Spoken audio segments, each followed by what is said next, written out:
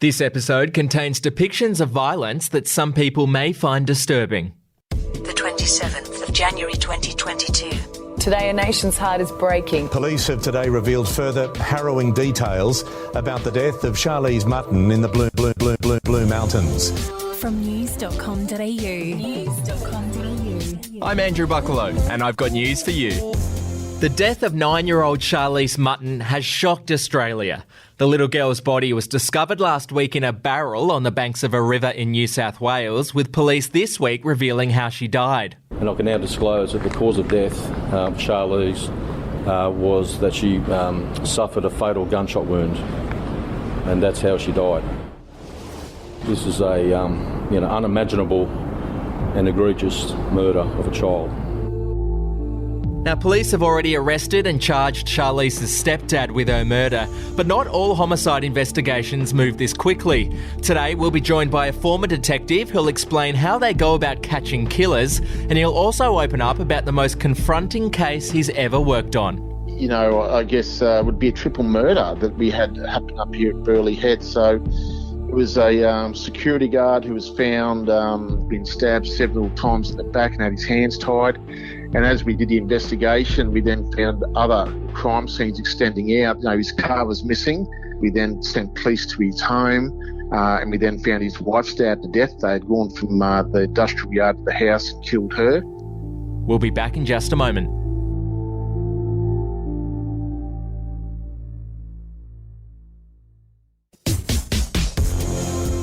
Dr Terry Goldsworthy has over 28 years policing experience in Australia as a detective inspector. He's now an assistant professor in criminology at Bond University. Dr Terry, thanks for coming on. I've got news for you. Yeah, thanks for that. All right, so when you get assigned a homicide, how on earth do you begin trying to solve the case? What are the first steps? Yeah, look, I mean, generally there's some steps that apply to all homicides, you know, securing the crime scene, things like that, making sure you obtain the best evidence that you can from what's available. But these investigations, as all major investigations or major crime investigations, are really a hunt for information. So police will move from a position of having little information or low information state, and then they're trying to move somewhere where they've got a lot of information or a high information state. So it's essentially an exercise in information management where investigators need to acquire information to build a plausible account of what has occurred. And does the manner in which a person was killed give you a clue about who might have done it? Look, it can. We know most murders or homicides in Australia are committed by people who are known to the victims. Right. So there's a hierarchy of suspicion, I guess. So you look at the most probable suspects, and you then attempt to narrow down the suspect pool, and that's what you do through the process of hunting for information. So investigators will do that by identifying, interpreting and assembling information and evidence that they obtain and putting that into a form to show who is responsible for the crime as such. And that includes things like crime scene material, use of intelligence databases, witnesses, victims and even the media. I'm wondering how important are different types of information? Like, are witness statements worth more than forensic evidence, for example? Look, they all have their own value. Forensic evidence, depending on the type of forensic evidence, such as DNA, for example, can be very individualistic, if you want to use that term. So it will identify a particular person. You know, other forensic evidence may be general in nature, such as a paint scraping or something like that. So witness evidence can be varied depending on how good the witness is in terms of what information they're providing. We know there are problems with human memory, but generally people get the basic story correct. It's the details where sometimes those things fall down. But, they all have their role in a criminal investigation, and they all come together to help police form those the pictures of what has occurred, looking for things like motive, modus operandi, how did the offence occur, all those type of things that will allow successful prosecution to take place. Okay, so when you have suspects, I assume you bring them in for questioning. Can you now tell when someone is lying to you, given all your years of experience? Look, I mean, we all have some intuition, I guess, where we think people might be lying to us. I'm not a body language expert by any means, and police don't pretend to be. But I think when you're bringing someone in, and I guess if you're looking at people who are involved in a homicide investigation. They may be the witnesses, they could be a person of interest. So, they may have been seen at the scene. So they're not yet a suspect, but there's someone who may well have knowledge of what occurred. And then the final kind of category is someone who's going to be a suspect. So when you get a suspect in for interview, the investigators should be well and truly prepared to question them. They should know all the background material in relation to that suspect, etc., like where they were and what was going on. So they should be able to tell if the suspect's giving a version of events that isn't correct. Yeah. They should have information that'll indicate that. And, a version of events from a suspect is just as powerful as a confession. A lot of people think you have to get a confession from someone. Well, you don't. If you can get a version of events that you can then show to be false, it's just as powerful as a confession. All right. Well, speaking of that, what tactics do homicide detectives use in interrogations to try and get to the truth? Because on TV and movies, you always see the good cop, bad cop. But what do you guys actually use? Yeah, look, I guess the first thing to point out is that really it's not an interrogation, it's an interview in Australia right. anyway. Certainly overseas in the UK, it often appears to be an interrogation, but over here it should be conducted as an interview between two people on an equal footing. So, usually you'll have two people in there, so there'll be the arresting officer and what we call the corroborating officer.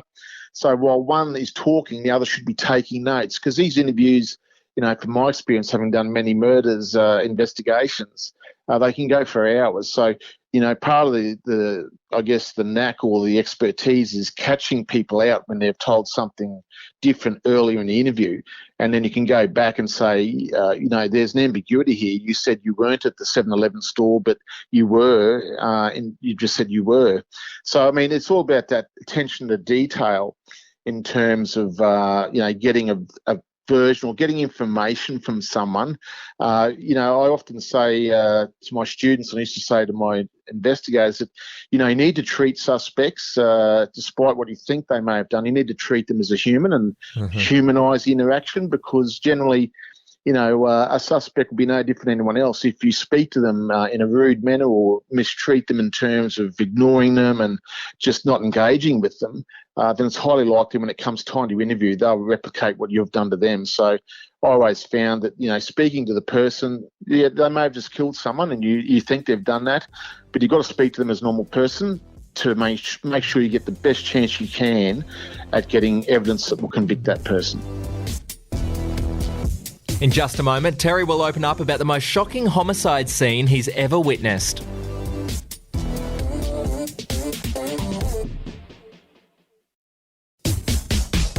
Now, Terry, during your career, you solved homicides and put those responsible behind bars. There must be just a huge sense of satisfaction when you get a conviction. Yeah, it is. The arrest is only part of the process, and of course, that's all you ever see on TV. Usually the arrest gets made and they all go off to a bar or a pub to have a few drinks.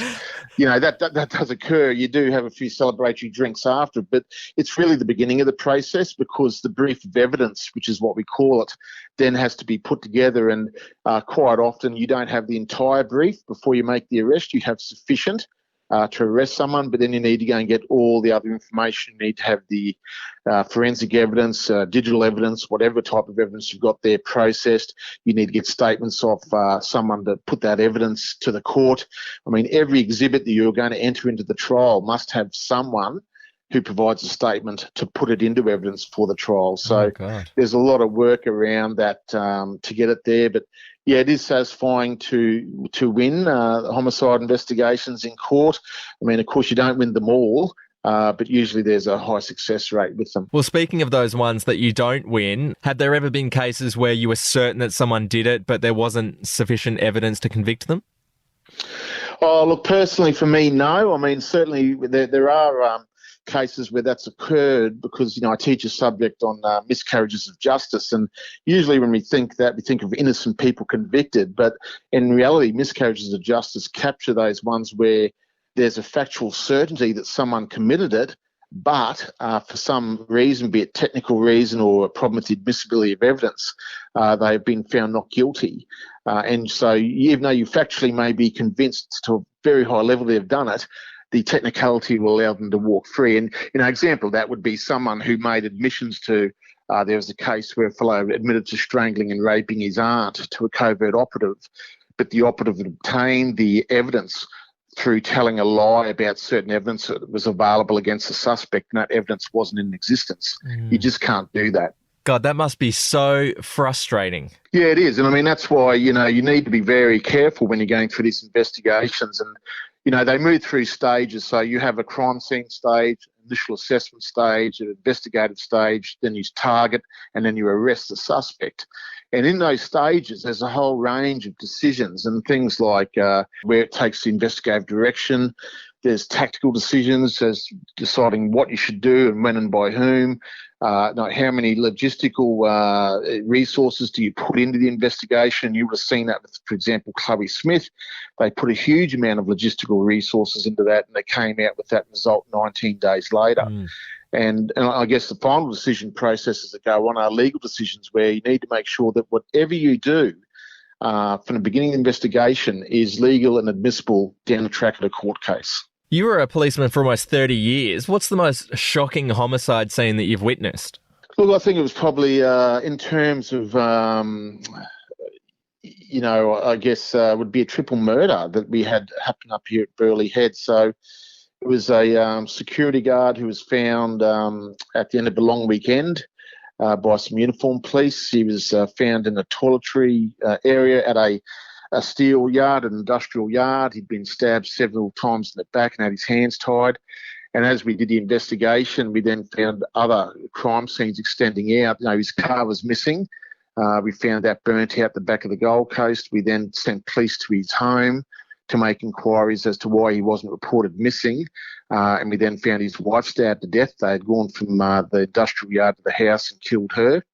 And then we tracked the three offenders down the eastern seaboard of Australia, where they killed one of their own offenders in Victoria. So we had a triple murder eventually, and we had crime scenes all the way down the east coast of Australia. And was that gang-related? No, there was two individuals who had worked for this guy who was a security manager, and they'd been several years since they'd worked for him, and they took a great dislike to him, and they were basically psychotic, and they came back up here and hatched a plan to rob him. They thought he had some money in his safe at home, and accosted him at the yard doing his security rounds, killed him, got the keys, went back, and got the wife to try and open the safe, etc. There was actually nothing in there, and then killed her, and then they turned on one of their own and killed him as well. And those guys got put away? Yeah, so both those guys are now in jail in Queensland doing life imprisonment. When you see scenes like that as a homicide detective, do they have an effect on you and your mental health? Oh, look, it's always confronting to see people who are dead, and people who died through violence as well. Being attacked with a knife or a hammer, etc., things like that, or being shot do great damage to a human body. You just need to be respectful of the person who they were, and just make sure you apply yourself professionally to ensuring that their deaths won't go unanswered. In just a moment, Terry's going to reveal what happened when he came face to face with a murderer who'd just been released from prison.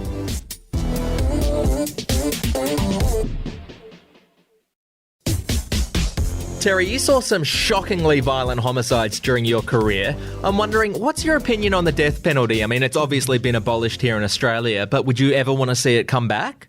Look, I don't know if it solves the problems. In basic facts, yes, that person won't offend again.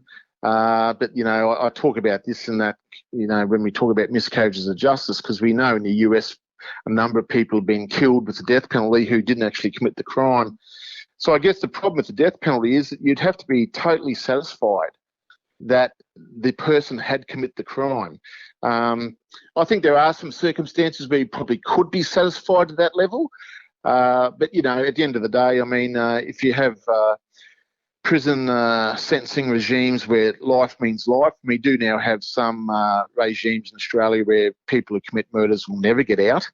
I don't know if we necessarily need to go down that path of the the death penalty. Every now and then you hear stories about dumb criminals. They always make the newspaper, people who got caught easily due to their mistakes. Do you have any stories from your time as a cop? Oh, look, I mean, yeah, I think it's probably a misnomer. I mean, there's a lot of smart criminals out there who put a lot of thought into what they do. But, yeah, there are some who, don't think about things. Like I can remember seeing video footage of an armed robbery where the fellow would come in and put a bandana over his eyes. So, he had to lift the bandana to see what he was doing. And then, of course, in the course of doing so, fully identified himself on the CCTV. So, the thought process into his disguise wasn't that great. You do see some people who, leave such an obvious trail that it's very easy for the police to track them down. You've solved plenty of homicides throughout your career. Which one is your highlight? Which is the one that was the most satisfying? Oh, look, I think they're all satisfying. I mean, I probably was involved in investigation of 25 plus homicides, and they all have their own, kind of importance to you as such. I saw, children kill their parents kill their children, a whole host of dynamics in terms of the actual homicide relationships. I mean, they're all important. I mean, some homicides make the media for various reasons. The young children, homicides that are committed in a particularly nasty way. But, in reality, every homicide is important as each other. It doesn't matter what, media attention the victim gets. The role of the police is to ensure that justice is served for all of them. On the flip side, is there a case that still haunts you from your career? Not really. I think I was pretty happy in terms of my strike rate in solving them. So there's not a big case that ever kind of hung over my head as saying that I should have got that solved. I mean, I have seen some cases that I thought should have been convictions that haven't been, and at the end of the day, you just need to play the rule of the umpire. I mean, that's why we have a justice system and a jury system, etc., and you've got to accept the decision of that system, even though you might disagree with it. So I don't let that play on me at all. Given you've put so many people behind bars as well, are you ever fearful of retribution from those people or their associates? Oh, look, not really. I haven't. If someone had gone to jail who I didn't really think may have done it, I'd be worried. But no, I'm very confident that anyone I put in jail was responsible for the offence I charged them with. Otherwise, I wouldn't have charged them. But, I have run into, I charged a fellow with the murder of his wife. We never found a body. And, I ran into him walking down the street near my house one day. He was mowing the lawn and I heard his voice. And as soon as I heard the voice, I recognised it, turned around and there he was. So it didn't faze me. In fact, it just reminded me that I needed to go and see him because he's now out of jail. No one had told me. So I went to some other police and we went and saw him to see if he'd declare where the body was, but he wouldn't do it. So, occasionally you'll come across people you've arrested, especially if you stay in the police long enough, and, that's just life. You're no longer part of the force. Do you miss it? Oh, look, I miss certain parts. My last posting was in ethical standards in Queensland here in the police service, where essentially we were internal affairs and I was responsible for standing down, charging and, ultimately sacking police who've done the wrong thing. I don't think that was really what I joined the police for. So, when the opportunity came up at Bond, I was happy to get out there because it was, a decision about work-life balance, which I think most of us are now paying a lot more attention to, especially in the light of COVID. Dr Terry Goldsworthy, thank you so much for taking the time to chat to I've Got News for You. I really appreciate it. That's fine. Thank you.